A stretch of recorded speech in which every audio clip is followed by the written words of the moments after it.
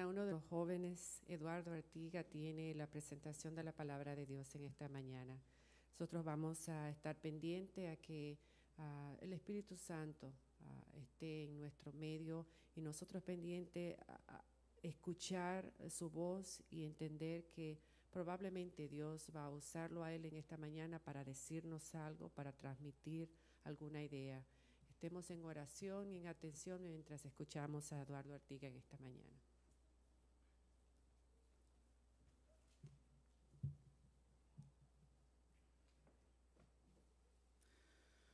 Muy buenos días, familia. ¿Cómo nos encontramos este sábado? ¿Bien? Creo que Silvia, como dicen, she sets the bar really high. Así que me preocupa ya que con lo que dice Silvia. Pero quiero agradecer al pastor por la oportunidad que me da de poder tener el tema de esta mañana. La verdad que para mí es un gran privilegio. Y si soy honesto, le dije a mi esposa, yo en verdad no sé qué se trata esto del joven sábado, del sábado joven, porque en realidad me quedó duda si el sábado estaba hecho para que le habláramos a los jóvenes, o si que se trataba que los jóvenes iban a tener el programa y ellos nos iban a hablar a los que no somos tan jóvenes. De todas formas, creo y yo espero que ustedes también crean igual que este evangelio será terminado por la voz de nuestros jóvenes. ¿Qué dicen ustedes? Ok. El evangelio será terminado por la voz de nuestros jóvenes. ¿Qué dicen ustedes de eso? Eso es lo que creo yo. Así que creo que le quiero dar a los jóvenes un poco de ánimo y un desafío. La próxima vez que haya un sábado joven, no quiero ver a alguien que no sea tan joven aquí arriba. Quiero ver a mi joven predicando la palabra, porque tienen mucho que decirnos ellos a nosotros que no somos tan jóvenes. ¿No lo creen así? Ellos tienen mucho que decir. Así que los quiero animar a que participen, que cuenten lo que Dios ha hecho en las vidas de ustedes, porque es un testimonio tremendo para los que no somos tan jóvenes. ¿No lo creen así? Pero bueno, la tarea me tocó a mí. Y con mucho gusto la hago y con mucha humildad llego aquí a predicarles a ustedes en esta mañana. Así que pensando en qué hablar, decidí mejor hablar en algo que es un poco universal. Hablar sobre conocerse uno mismo. Conocer quién uno es, y de eso quiero hablar esta mañana. Y antes de iniciar, quiero invitarles a ustedes a orar. Eterno Dios, aquí estoy. Padre, no quiero hablar yo, habla tú por mí. Te pido, Señor, en esta mañana que calles el ruido de lo ordinario para que tu voz pueda ser escuchada. En Jesús, amén. Quiero dirigir su atención a un pasaje que se encuentra en el libro de Marcos, que fue la lectura bíblica que se leyó esta mañana. El libro de Marcos, capítulo 16, versículo 7. Quiero hablar por los momentos que nos quedan sobre el desafío de conocer quién uno es. Porque creo que el hecho que están ustedes aquí esta mañana alabando al Señor es un indicativo que quieren estar con Él por toda la eternidad. ¿No es así que dicen ustedes? Así que creo que es importante que hablemos sobre conocer quién uno es en relación a Cristo Jesús, porque es crítico para nuestra salvación. Y leo de mi Biblia el libro de Marcos capítulo 16, versículo 7, lo siguiente. Pero id, dice, decid a sus discípulos y a Pedro, que él va delante de vosotros a Galilea, y lo veréis como os dijo. Cuando leo las escrituras yo, no tan a menudo como quisiera, si soy sincero y un poco transparente esta mañana. Ustedes saben, los padres a veces nos acumulamos con tantas cosas que hay que hacer. Los jóvenes tienen sus tareas y la escuela, hay tantas preocupaciones del mundo que a veces no nos dan tiempo para abrir nuestra Biblia y llenarnos del Espíritu Santo antes de comenzar el día, ¿no? ¿O solo me sucede a mí? Así que no leo la Biblia tan a menudo como me gustaría, pero cuando la he leído, me he dado cuenta que hay ciertos textos donde el Señor usa un toque suave, una manera dulce para llegar al corazón de alguien en necesidad. Este texto es un ejemplo de esos. Nuevamente dice, pero id, decid a sus discípulos y a Pedro, que él va delante de vosotros a Galilea, ahí lo veréis, como os dijo. Papías, un obispo quien estuvo en los tiempos antiguos de la Biblia, este obispo fue uno de los primeros en identificar, este líder religioso fue uno de los primeros en identificar y autenticar el autor que ahora llamamos el libro de Marcos. Él identifica que Marcos es el autor de este libro y es más, él asegura que Marcos fue el autor de los eventos de Jesús según fueron dichos por el apóstol Pedro. El comentario bíblico adventista confirma estas declaraciones y cito: refiere Papías que Marcos, intérprete de Pedro, escribía totalmente con diligencia cuantas cosas encomendaba a la memoria. Así que leemos el libro de Marcos con una claridad y una certeza, mis queridos hermanos, que lo que estamos leyendo en realidad son los recuerdos y la narración de uno de los más dinámicos e interesantes participantes de todo el Nuevo Testamento. Para que nos quede claro esta mañana y no me vayan a hablar mal después de este culto, porque para algunos tal vez esta es la primera vez que lo escuchan. El libro de Marcos es en realidad el libro de Pedro. ¿Quién era Pedro? Pedro era un pescador, un hombre que no sabía leer ni escribir hasta que no estuvo con Jesús por unos años, que él aprendió a hacer eso y lo sabemos porque él fue quien escribió esos últimos 2 libros chiquitos al final de la Biblia, Primera y Segunda de Pedro. Pero con un libro de la magnitud de Marcos estaba fuera a su alcance, así que él decidió pedirle a Marcos a que le escribiera sus recuerdos. Y vuelvo a repetir, el libro de Marcos es en realidad el libro de Pedro. Y quiero esta mañana enfatizar la experiencia de Pedro en llegar a conocerse a sí mismo tal como nosotros debiésemos llegar a conocernos. La pregunta es, ¿quién es Pedro? Este autor del segundo evangelio. Y cito: ninguno de los 12 apóstoles resalta más en todo el Nuevo Testamento como lo hace Pedro. Esto está escrito por el profesor Herbert Locklear. Y cito otra vez, los 4 evangelios están llenos de Pedro. Después del nombre de Jesús no hay otro nombre que se menciona más en los evangelios como el nombre de Pedro. Escrito por el profesor, el predicador, el doctor Alexander Witt. Sigo citando, no hay otro discípulo que habla tanto como lo hace Pedro. Nuestro Señor no le habla a ningún otro discípulo más como lo hace con Pedro, a veces con palabras de autoridad y otras de cariño. No hay otro discípulo del cual Jesús regaña tanto a Pedro, pero tampoco hay otro discípulo que llega a regañar a Jesús tanto como lo hace Pedro. No hay otro discípulo que confesó y motivó a Jesús como Pedro, pero también no hay otro discípulo que llegó a amonestar y a tentar a Jesús como lo hizo Pedro. Y concluye el doctor Witt diciendo que la paradoja que el pecado trae a la humanidad hoy en día es la siguiente, escuchen bien. Pedro era una persona libre, acelerada, opinitiva, él era un valiente y cobarde en el mismo paquete. Él era sabio y tonto a la misma hora, riéndose y llorando al mismo incidente, rápido por ayudar, pero igualmente rápido en ofender. Y es por eso que tenía que cargar una tarjeta de crédito de perdón, porque muchas veces se encontraba que su boca estaba en 5ª velocidad cuando su mente apenas iba por primera. ¿Conocen a alguien así? No vean a su derecha o a su izquierda, véanme a mí por favor esta mañana. Él era rápido para juzgar a los demás, pero él peligrosamente sabía muy poco de sí mismo. Y fue al final destinado a tropezar en esa ignorancia. La historia de Pedro, queridos hermanos, es la historia de ti y de mí. La historia de Pedro es una historia de un hombre quien el Señor tuvo que demostrarle cómo llegar a conocerse a sí mismo. Pero ahora no quiero sonar negativo al comienzo de este sermón, pero tengo que hacer esta declaración y me van a tener que disculpar. Escuchen bien. El plan de salvación no comienza para ti hasta que no hayas tenido el valor de verte justo en los ojos y llegar a aceptar que esa es la persona quien tú eres. No sé si me están escuchando esta mañana, déjeme decirlo de otra forma. El Señor no te puede salvar hasta que no hayas tenido el coraje de verte en el espejo y aceptar que esa es la persona quien tú ves. Y mientras estás mintiendo a ti mismo, de ti mismo, el Señor no puede hacer nada por ti.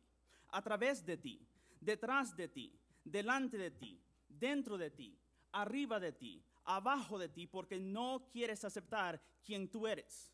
Todos los demás están en error, puedes ver el pecado en todos, les puedes decir cómo hacerlo, cuántas veces hacerlo, con quién hacerlo, cómo vestirse, cómo caminar, qué música escuchar, pero Dios quiera, mis queridos hermanos, Dios quiere ayudarte hasta que llegues a aceptar que Jesús no ha terminado contigo. ¿Qué dicen ustedes esta mañana? ¿Quién era Pedro? El libro de Juan, capítulo 1, versículos 42, dice lo siguiente.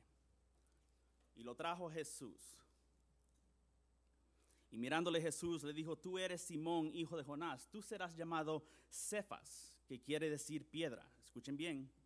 El nombre que llevaba Pedro era Simón, era un nombre común en el tiempo judía. Es interesante que nosotros notemos hoy en día que cuando Jesús conoció a Simón, le dio otro nombre. Y vuelvo a repetir, tú eres Simón, hijo de Jonás, tú serás llamado Cefas, que quiere decir piedra. La palabra Pedro o el nombre Pedro está derivado de Cefas. Quiero que me escuchen, caminen conmigo esta mañana. Cefas significa roca, pared. Pero el nombre Pedro en realidad significa un pedazo de la piedra, una piedra pequeña. Pedro fue el apodo dado por el hombre que al final lo llegaría a conocer mejor. Quiero que noten que Pedro tenía todo el potencial de ser una roca. Escúcheme bien, sientan lo que les estoy diciendo esta mañana. Pedro tenía todo el potencial de ser una pared. Pero la realidad es que por muchos años Pedro era nada más que una piedrecita pateada aquí y allá por el pie de la circunstancia. Gracias a Dios esta mañana, no sé cómo lo sienten ustedes, pero doy gracias a Dios que en Jesús, Él, en su gracia, Él puede ver lo que nosotros podemos y debemos llegar a ser. ¿Qué dicen ustedes esta mañana? Tú serás llamado Cefas, o en otras palabras, un día serás una roca, serás una pared, serás un peñasco, pero por hoy eres un guijarro, eres una piedrecita, pero puedo ver la roca en ti. Así que Jesús trata con nosotros, escuchen bien, de acuerdo al potencial que Él nos da. Y nosotros somos un testimonio. Y el libro de Marcos es un testimonio. Jesús ve una jovencita embarazada fuera de tiempo, pero Él ve la promesa de un mejor día. ¿Qué dicen ustedes? Jesús ve un mentiroso y no ve el problema, sino ve una oveja que está en necesidad de ser rescatada. Jesús ve a un joven problemático y no ve el problema, sino ve el triunfo sobre el yo y sobre nuestra propia estupidez. Jesús tiene rayos X, mis queridos hermanos, sobre la manera como Él ve una humanidad lastimada y sobre la vida general. Nosotros vemos problemas. Jesús ve oportunidades. Nosotros vemos enfermedad. Jesús ve sanamiento en nuestra fe. Nosotros vemos falta de dinero. Él ve de dónde vienen todas las riquezas. Nosotros vemos a una persona que guarda el domingo como el sábado y criticamos esa práctica, pero Jesús ve a un cristiano sincero que si supiese mejor, guardaría el sábado mejor que nosotros. Nosotros vemos a un pescador mal hablado, sucio, sin letras. Pero Jesús ve un predicador, un evangelista, un pilar de esta iglesia. Sí, mis queridos hermanos y jóvenes, mi Dios nota una piedrecita, pero en nosotros Él ve una roca. ¿Qué dicen ustedes esta mañana? Oh Dios, dame la gracia de tener los ojos de Jesús cuando te veo a ti, cuando veo a mis hermanos. Cuando voy a la escuela pública y veo a los jóvenes que no tienen la oportunidad de conocer a Jesús, dame los ojos de Jesús para poder verlos a ellos.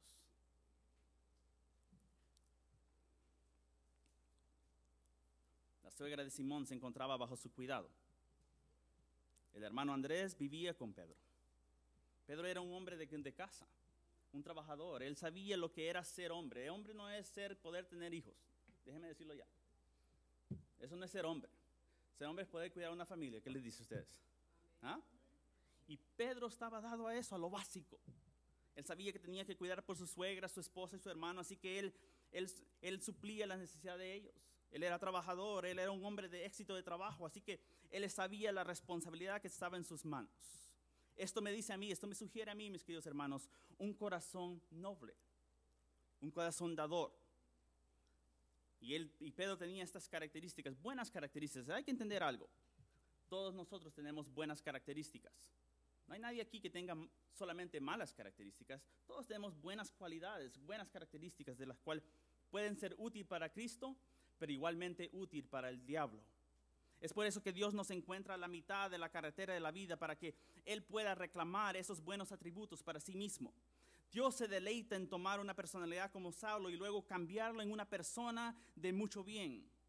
De manera que si Dios puede reclamar esos atributos, Él nos insta a que usemos esas buenas cualidades dentro de su iglesia. Esa energía, esa creatividad, esa dedicación. Así que dentro de Pedro había todo este potencial y el diablo vio a Pedro como Él nos ve a nosotros. Él ve que puede llegar bien cerca antes que llegue el Señor, ojalá. De manera que Él le pueda sacar jugo a esas buenas cualidades que tenemos. De manera que la misma persona que puede cantar alabanzas al Señor aquí en la iglesia es la misma persona que puede hacer una discoteca retumbar en la noche. Las mismas manos que pueden levantar a una iglesia, una escuela en un pueblo, son las mismas manos que pueden lastimar a una esposa, a unos hijos. La misma mente que puede hacer un sermón para predicar es la misma mente que puede iluminar las mejores universidades, pero de lo cual está encerrado en el yo. La pregunta que nos debemos de hacer al final de cada día es una pregunta muy sencilla, queridos hermanos. ¿Quién utilizó mis atributos hoy?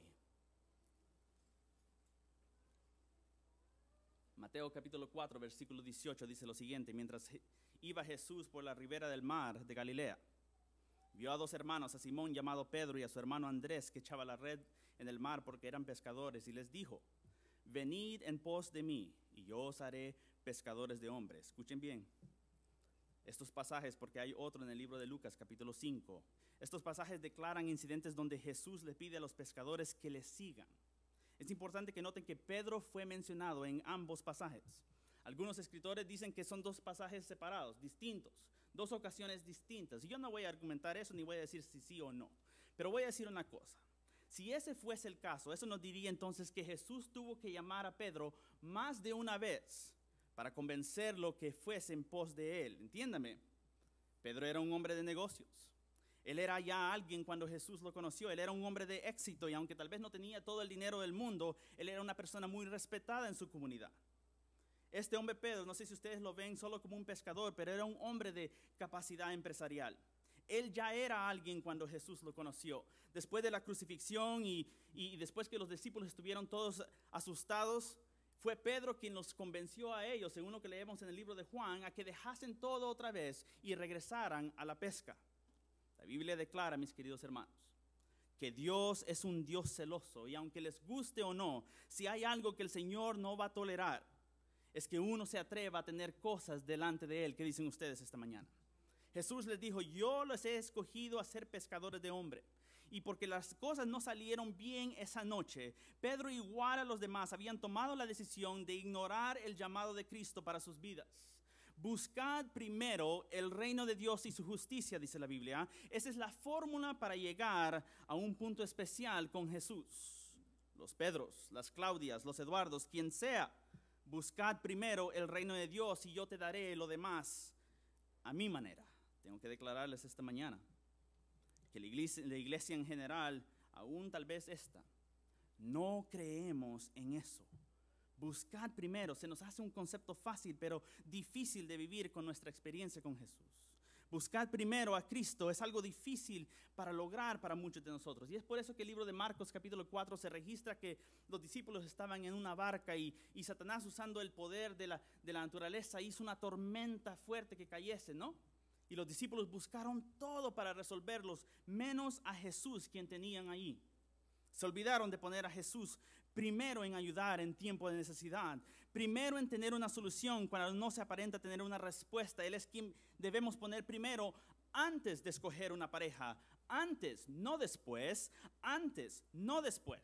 Después lo único que el Señor puede tenernos es lástima, pero antes Él puede salvarnos de ser una persona lastimada emocional y físicamente.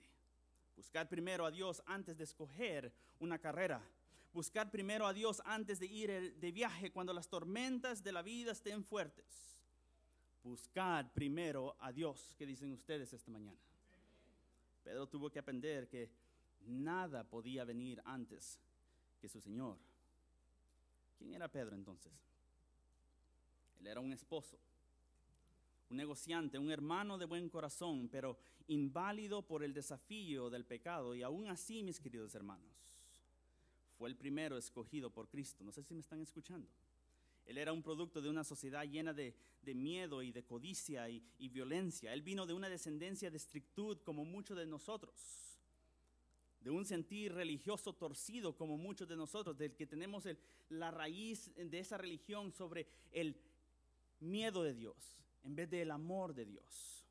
Como muchos de los judíos en su día, se había vuelto cínico de sus líderes, cínico de los pastores, cínico de la iglesia, cínico de la asociación general, cínico de los políticos. Para Pedro, los políticos eran corruptos.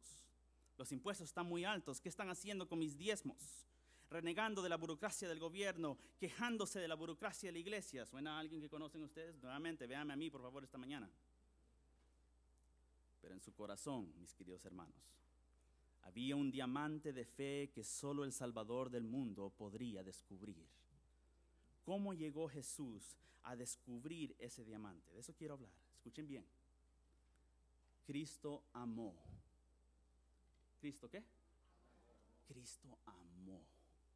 Cristo enseñó. Cristo fue paciente con Pedro. Hay mucho trabajo en ti, Pedro. Noten, Pedro, Mateo capítulo 16, versículos 21 y 22. Y Pedro, tomándolo aparte, comenzó a reprenderle, diciendo: Señor, ten compasión de ti, en ninguna manera esto te acontezca. Tomando lo que en griego significa, lo agarró del brazo. Quiero que se lo imaginen esta mañana. No, Señor, tú no necesitas hacer eso, Señor. ¿Qué es lo que está ocurriendo? Déjenme decirles. Cristo acaba de anunciar que Él iba a morir por los pecados de Pedro. Oh, no, Señor. No necesitas hacer eso, Señor. Tú no necesitas hacer nada de eso. Solamente piensen en las veces que ustedes le han dicho a Jesús: no, Señor. A mí me gusta esa muchacha tal como es, Señor. Salte de aquí, Señor. A mí me gusta esa carrera que he escogido, Señor. No. Yo necesito un título, Señor. No necesito un Salvador. Lo único que necesito que tú hagas, Señor, es que lo hagas fácil para que yo lo pueda resolver. O trates de arreglarlo a tu manera. Deja que yo lo haga solo. Noten las palabras de Pedro. Mateo 26, versículos 33 y 35. Y respondiendo Pedro le dijo: aunque todos se escandalicen de ti, yo nunca me escandalizaré. Escuchen.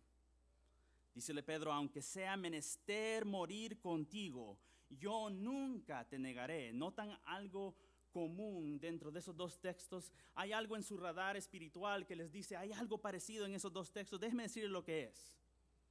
Es el yo en esos dos textos, que se encuentra ahí como un pollo con el cuello estrechado, listo para ser cortado por la hacha de la vida real.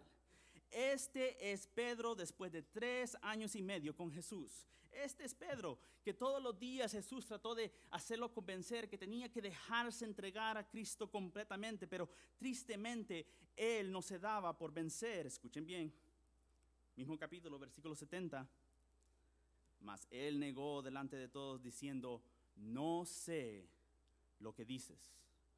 Este es el mismo Pedro, ¿recuerdan el que dijo: aunque todos se escandalicen, yo no? Este es el mismo Pedro. Noten versículo 72.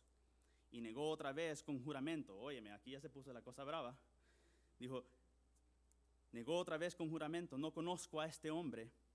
Versículo 74. Este es el mismo Pedro que dijo: aunque sea menester morir contigo. Versículo 74. Entonces comenzó, dice la Biblia, a jurar. ¿Qué significa eso, jóvenes? Significa que él regresó a la vida de marinero y buscó en esa bolsa las palabras que antes él hablaba. Y dijo: esta me suena muy bonita.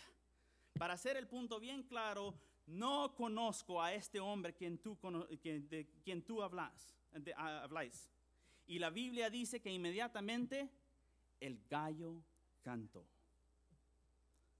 Pedro ahora se recuerda las palabras de Cristo. Y tengo que preguntarles esto esta mañana. ¿Por qué tuvo que suceder así? ¿Por qué tuvo que suceder así? Jesús todavía estaba tratando de encontrar el diamante dentro de Pedro. Él hizo todo lo que pudo para que Pedro se viese a sí mismo, para que se negara a sí mismo y ver su propia necesidad. Ya viene, le dice Jesús.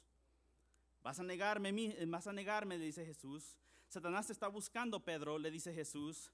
Necesitas orar, Pedro, le dice Jesús. Vamos, Pedro, mantente despierto, le dice Jesús. Pero había algo en la declaración de Pedro que sí era verdad. Y me gusta la manera como lo dice Marcos capítulo 14, versículo 71. No conozco a este hombre de quien habláis. Tengo que preguntar, ¿por qué tuvo que suceder así?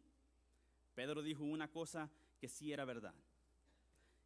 Él en verdad andaba, escúcheme bien, él en verdad andaba con Jesús, pero no conocía a Jesús. Déjeme decirlo de otra forma.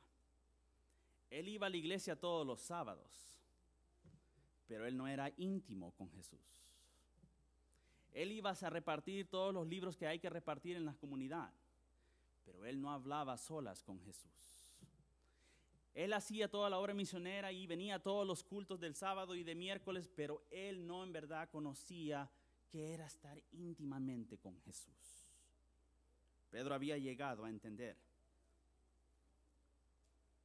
que el pecado tiene raíz en no conocerse a sí mismo, pero más importante, en no conocer a Jesús. Y es por eso que Dios dejó que hubiese una apertura en su autoestima y el diablo entró como una corriente de agua. ¿Y cuál fue el resultado? Déjenme decirles esta mañana, el resultado fue una de las palabras más tontas que el pecador puede decir. Lo peor que el pecador puede decir es: yo sé que hago esto, yo sé que hago aquello, pero yo nunca haría lo que la hermana o el hermano allá hace. Yo sé que soy mal hablado, yo sé que me quejo de la gente, pero yo nunca llegaría al extremo que el otro hermano llegó. Yo nunca haría eso. Una cosa que nunca haría es dejarte cuando más me necesitas, Jesús. Tú puedes contar conmigo. El otro problema, mis queridos hermanos, que reside en nosotros es el siguiente. Yo estoy por terminar, escuchen bien. No hay ningún límite.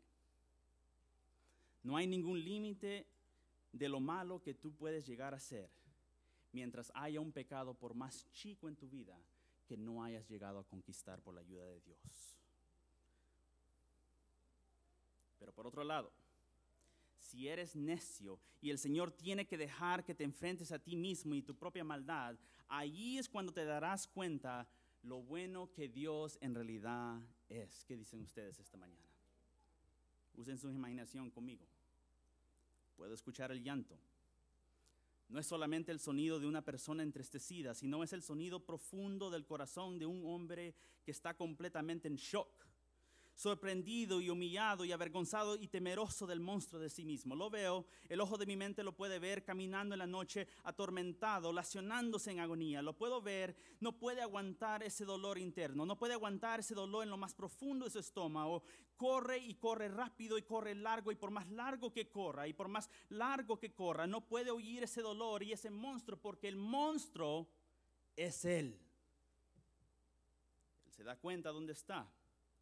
Inconscientemente había corrido al Getsemaní, sin cansar había corrido al mismo lugar donde Jesús le había dicho: Pedro, debes orar.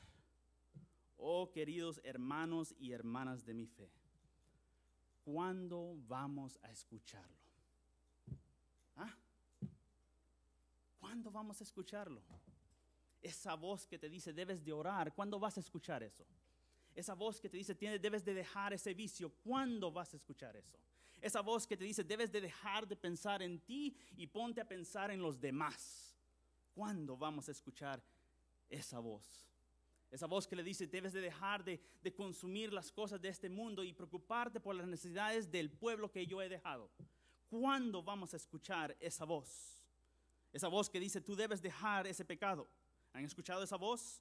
Esa voz que te dice ponte de rodillas y deja de pecar. Un comentarista dice que Pedro se encontraba en el mismo lugar donde Jesús había luchado por sus pecados. Ahí Pedro comenzó a orar como nunca había orado en otro tiempo de su vida. Fue una oración de Jacob, fue una oración de limpieza, fue una oración de lo cual si no la orase de esa manera, llegaría a perderlo todo.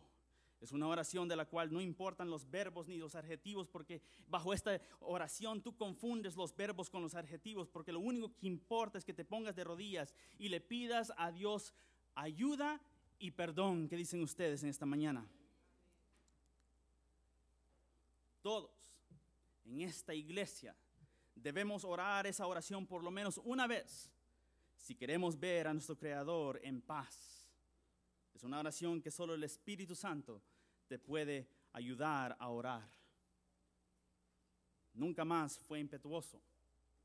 Nunca más se registra que Pedro haya actuado impulsivo. Si sigues leyendo la vida de Pedro, la Biblia no registra esos comentarios inadvertidos que hayan salido de la boca de Pedro.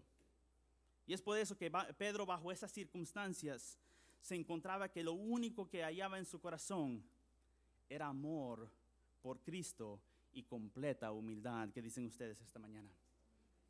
Así que por eso escribe en el libro de Primera de Pedro, capítulo 1, versículo 10, lo siguiente: Por eso, hermanos, y si usted quiere le puede quitar hermanos y ponga su nombre ahí. Por eso, hermanos, procurad aún con mayor empeño hacer firme vuestro llamamiento y elección, porque haciendo estas cosas no troperéis jamás. Pues este es un buen punto donde terminar. Yo sé que el tiempo se me va. 1:10. Sí. Este es el buen punto donde terminar. ¿Cómo se sentía Jesús de Pedro? ¿Han pensado en eso? Después de todo lo ocurrido, después de tanta decepción, después de tantos problemas, ¿cómo se sentía Jesús de Pedro? Pues mis queridos hermanos, la respuesta está en nuestro texto de esta mañana. Quiero que noten algo, mis queridos hermanos. Jesús sabe lo que tú necesitas escuchar. ¿Qué dicen ustedes? Jesús sabe lo que un discípulo herido necesita escuchar. Así que yo puedo ver a mi Jesús.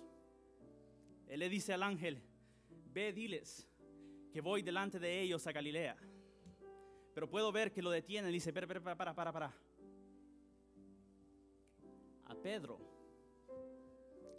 A Pedro a él llámalo por nombre. ¿Qué dicen ustedes esta mañana? Yo no solo quiero ver a una iglesia allí. Yo quiero ver a Eduardo Artiga ahí. ¿Qué dicen ustedes esta mañana? Yo no solo quiero ver otra congregación ahí. Yo quiero ver pongan su nombre en el blanco ahí. Desde ese momento en adelante, mis queridos hermanos, Pedro vivió para una sola cosa: para llegar a Galilea a ver a Jesús. ¿Cómo se siente Jesús de Eduardo a pesar de sus problemas y sus fracasos?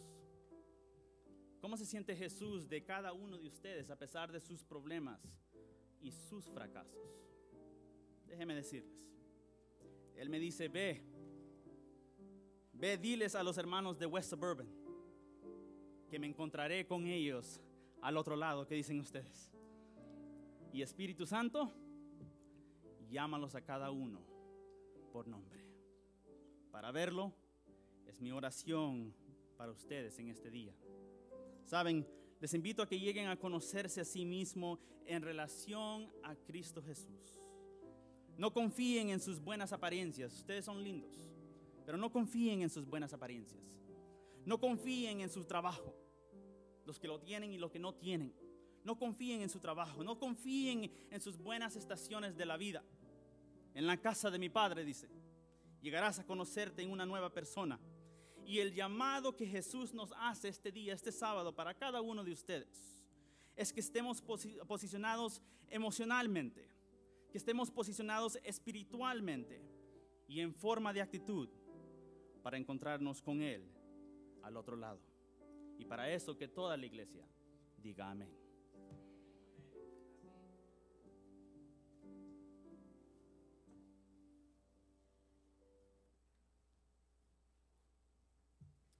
Cuánto le damos las gracias a Eduardo por el llamado que nos ha hecho el Espíritu Santo a través de él. Le agradecemos mucho las palabras de meditación en esta mañana.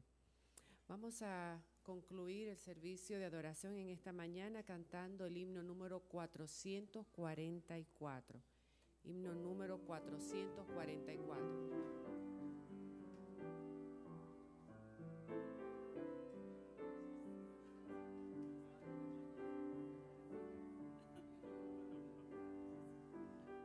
Puestos de pie, por favor. No me pases, no me olvides, tierno Salvador. No me pases, no me olvides, tierno Salvador. Muchos gozan tus mercedes. Oye mi clamor. Cristo, oye tú mi voz. Salvador, tu gracia dame. Oye mi clamor.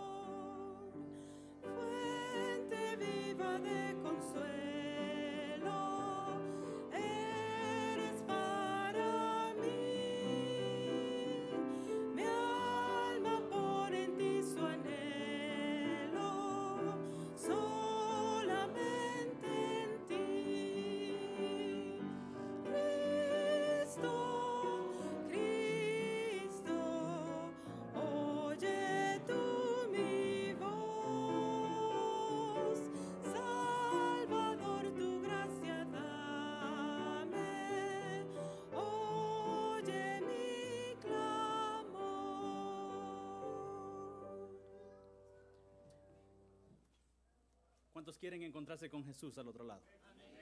Que esa sea nuestra oración en esta mañana. Querido Jesús, al salir de aquí, que tu Espíritu nos abrace y nos lleve a nuestro hogar para poder vivir esa vida que tú quieres contigo, Señor. Acompáñanos en esta tarde. Permite que tu pueblo se reúna nuevamente, Señor, en adoración a ti. Gracias por tus bondades. En Jesús, amén.